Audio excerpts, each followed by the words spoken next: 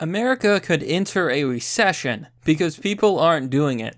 Hello everyone, this is Mr. Obvious, and today on CNBC.com, America's sex recession could lead to an economic depression. So, I came across this article on the hacker 4chan's, and people had a lot of interesting things to say about this little article here.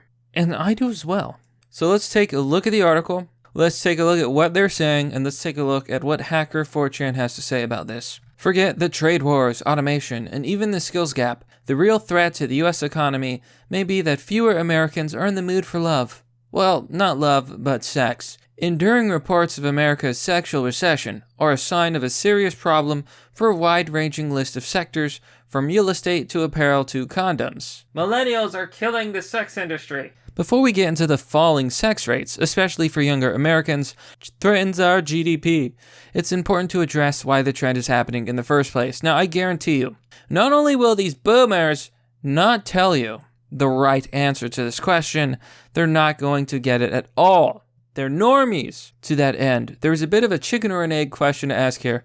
Is America facing economic challenges because younger Americans are having less sex? Or are younger Americans having less sex because of their unique economic challenges? Oh, I wonder which it is. Bing, bing, bing, bing, bing. I'm going to tell you right now the answer is the latter. People are having less sex, people are having less families, millennials are spending less, like everyone. Post-boomer is spending less, doing less, having less sex because the economy is garbage. No one can earn a living, the system is stacked against men, there is no reward for participating. So why would they participate? I mean, think about it. If society is screwing you over at every step and turn, if things are too expensive, if living on your own is too expensive, if wages are too low, are you going to get out there? Are you going to live on your own? Are you going to date? Are you going to have a family? Not likely. A 2018 Census Bureau report would suggest the latter, noting that economic security is a high priority for millennials when they seek marriage or serious committed relationships. Based on that data, it makes sense that millions of Americans who entered adulthood during the Great Recession a decade ago are more skittish about marriage and sex.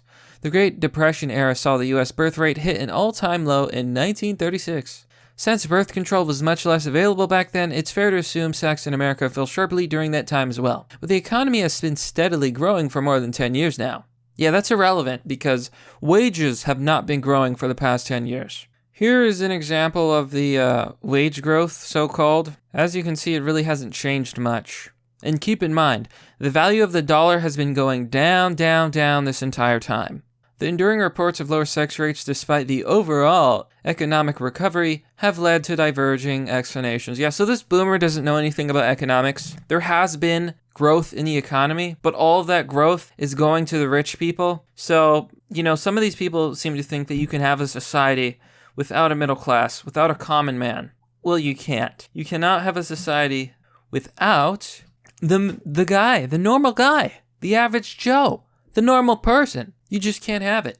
So the economy's bad, wages are stagnant, and all the economic growth is going to the rich. The growth solves nothing. Some experts focus on the fact that millennials are dealing with growing student loan debts, making their economic reality much worse than when previous generations were their age. But it also turns out that student loan debt isn't the top source of debt for Americans aged 22 to 38. It's credit card debt. The drop in sex rates and marriage rates are clearly related. Fewer people making adult connections simply leads to a decline in both. And you don't need to be an economic genius to know that fewer marriages and children weaken economic demand overall. That's such a redundant statement.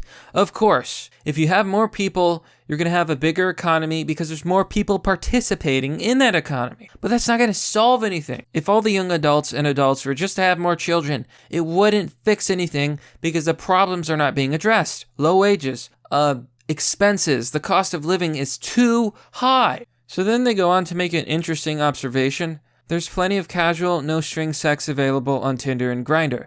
But the drop in sex rates and marriage rates are clearly related. Yeah, maybe you ever stop to think that maybe that's part of the problem? Tinder and Grindr, those degenerate apps. It's sickening. It's like Russian roulette, except instead of Russian roulette, it's an STD. Okay, so here we go. Here's where they go full boomer and they go full moron. A number of studies have recently blamed the fall in sex and marriage rates on technology and new opportunities it gives young adults to withdraw from in-person human relationships. Everything from online porn or graphic material to sophisticated video games to social media is being used by many as a substitute for real human contact, especially for men. It's those darn video games. Those video games are making men not do it. It's so funny. So, the usual scapegoats. Oh, it's technology. Oh, it's video games. And it's all men's fault. That's always the narrative, and it's completely bullshit. It's nonsense. It's not true. The male tendency to seek these substitutes may be the biggest single reason why sex and marriage rates are dropping. Wrong. This is bullshit. Absolutely bullshit. A new Cornell study shows that women are still likely to be more attracted to and want to marry men with stronger economic prospects. Stronger economic prospects. Oh, I love it. I love it. Okay. I love how politically correct their study is. Women like men who have better economic prospects. Just say it. Just tell me the truth. Women like rich guys. Women like men with money. Huh? Yeah? Just tell us the truth. Stronger economic prospects. Women like rich men. Say it. Just say it. Women like men with money. Okay, it's not a secret. Everybody knows this. It's how women evolved. Seek a mate with a lot of resources.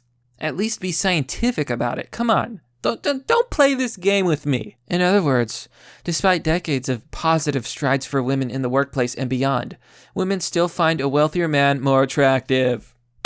So men still have to work harder to attract women, but now they have pornographic material, video games, and technology to provide them with much easier to obtain substitutes for gratification. Ugh, I love it. I love this. They have no idea why this is happening. Society is currently a horrible deal for men, especially young men. There's nothing to be gained by participating in society. So people are dropping out. It's that simple. When you screw over men, when you demonize men, when men have to deal with this bull crap 24/7, they drop out of society. So how about we actually look at an opinion that actually matters? Here on the Hacker 4chans, Anonymous says, realistically, what is the future for incel males? There are more of us each year, and we're getting older. Considering house prices, low job security, ethnic replacement, sexual promiscuity as a societal norm, etc., I really don't see self-improving. Already, we're seeing a suicide epidemic among white males, especially middle-aged, in the US. Everybody can see the mental health of young white men is deteriorating fast.